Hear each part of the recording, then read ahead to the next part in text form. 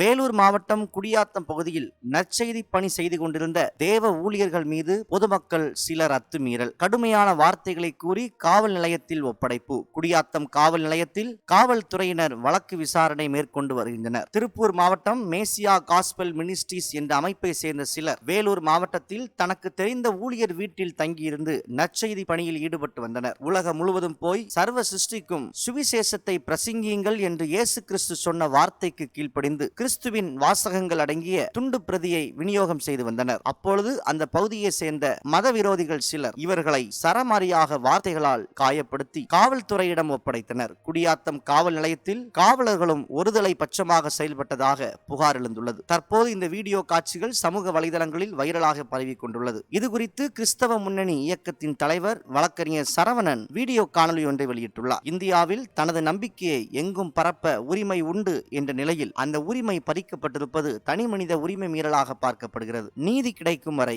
இந்த காணொலியை உங்கள் நண்பர்களுக்கும் பகிர்ந்து கொள்ளுங்கள். நன்றி. எல்லாருக்கும் வணக்கம். நான் உங்கள் வழக்கறிஞர் சரவணன். ஒரு முக்கியமான செய்தி. இன்று குடியாத்தம் பகுதியில் கர்த்தருடைய ஊழியத்தை செய்து கொண்டிருந்த ஒரு சில நபர்களை இந்திய அரசியலமைப்பு சட்டத்திற்கு உட்பட்டு எங்களுடைய கிறிஸ்தவ மார்க்கத்தின் அடிப்படையில் கைப்பிரதி ஊழியம் செய்து கொண்டிருந்த போது அங்கு வரக்கூடிய ஒரு சில இந்துத்துவ அமைப்பினர்கள் அவர்களை தொல்லை செய்து அவர்களை அச்சுறுத்தி குடியாத்தம் காவல் நிலையத்திற்கு அழைத்து சென்றிருக்கிறார்கள். இதோ சட்டவிரோதமாக இவர்கள் கஞ்சா விற்பது போல, சாராயம் விற்பது போல, இல்லை கள்ளநோட்டு அடிப்பது போல இவர்களை அழைத்து சென்றிருக்கிறார்கள். அழைத்து சென்று அங்கே இருக்கக்கூடிய காவல் ஆய்வாளர், அங்கே இருக்கக்கூடிய காவல் உதவி ஆய்வாளர் பத்மநாபன் என்று சொல்லக்கூடிய அவர்களை ஒருமையிலே பேசியிருக்கிறார், அசிங்கமாக பேசியிருக்கிறார், கேவலமாக கர்த்தருடைய ஊழியர்களை அவமானப்படுத்தி அசிங்கப்படுத்தியிருக்கிறார். உங்களை சிறையில் போட்டு விடுவேன், சிஎஸ்ஆர் போடு என்று சொல்லி ஒரு மாதிரியான வார்த்தைகளை பயன்படுத்தியிருக்கிறார். இவர்கள் ஒரு நாளும் எந்த குற்ற செயலும் நாங்கள் செயல்படவில்லை. நாங்கள் எங்கள் மார்க்கத்தை என்ன செய்கிறோம் அதை நாங்கள் செய்கிறோம்.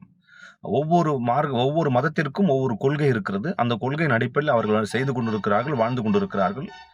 சமயமாக கூட மதுரை ஆதீனம் ஒரு பொய்யான தகவலை பரவி இந்த இந்தியாவில் மத நல்லிணக்கத்தை கெடுப்பதற்காக மிகப்பெரிய ஒரு கேவலமான செயலை அவர் செய்திருக்கிறார். அது சமூக வலைதளங்களில் அதிகமாக பரவி இருக்கிறது.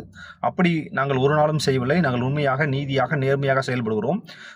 அப்படி இருக்கிற பட்சத்தில் கிறிஸ்தவர்கள் மீது ஒரு வன்மையான செயலை இவர்கள் செயல்படுத்தி கொண்டிருக்கிறார்கள். இது பல இடங்களில் காவல்துறை இப்படித்தான் ஒருதலை பட்சமாக செயல்படுகிறது. அந்த காவலரை நான் தொலைபேசியில் தொடர்பு கொண்டு பேசின பொழுது அவர் சொல்லுகிறார், உங்களுக்கு யார் அனுமதி கொடுத்தது? மாறாக இது அவர்கள் 1000 பேர் கூடி விடுவார்கள், அப்போ சட்ட ஒழுங்கு பிரச்சனை வராதா என்று கேட்கிறார்கள். அப்பொழுது இந்துத்துவ அமைப்பினர்களை பார்த்து இந்த காவல்துறை பயப்படுகிறதா என்ற ஒரு கேள்வி இருக்கிறது. எத்தனை பேர் வந்தாலும் எது இந்த பக்கம் நியாயம் இருக்கிறதோ அதை தான் இவர்கள் சரியாக விசாரிக்க வேண்டும். ஆனால் இவர்கள் ஒருதலை பட்சமாக செயல்படுகிறார்கள். அந்த காவல் அதிகாரி மீது உடனடியாக தமிழக அரசு நடவடிக்கை எடுக்க வேண்டும். அவர்கள் மீது நாங்கள் புகார் அளிக்க இருக்கிறோம். மனித உரிமை ஆணையத்தில் புகார் அளிக்க இருக்கிறோம். முதலமைச்சரிடத்திலும் டிஜிபி அவர்களிடத்திலும் புகார் அளிக்க இருக்கிறோம். ஏனென்றால் தொடர்ந்து தமிழகத்தில் இப்படிப்பட்ட விஷயங்கள் நடந்து கொண்டிருக்கிறது. சிறுபான்மை மக்கள் மீது இப்படிப்பட்ட வன்மத்தை திணித்துக் கொண்டிருக்கிறார்கள். காவல்துறையும் இந்துத்துவ அமைப்பினர்களும் இவர்கள் மீது தமிழக அரசு குண்டர் சட்டத்தில் கைது செய்ய வேண்டும், இரும்பு கரம் கொண்டு ஒடுக்க வேண்டும். நன்றி.